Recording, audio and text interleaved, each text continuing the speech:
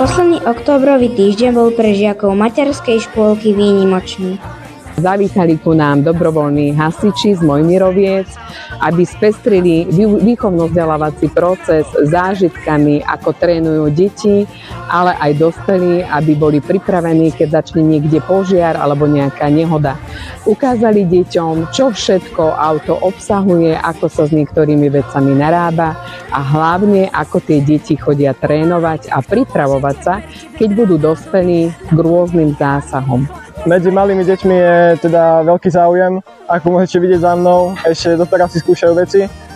Podávali zaujímavé otázky, na ktoré sme samozrejme odpovedali a veríme v to, že budú naši budúci členovia.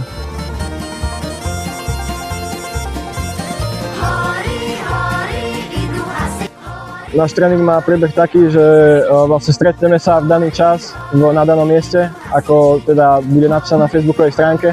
Deti si skúšajú vlastne veci, ktoré budú na súťaži. Ak nie je žiadna súťaž, môžu si skúšať iné veci. Učia sa tam uzle, učia sa zapájať hadice.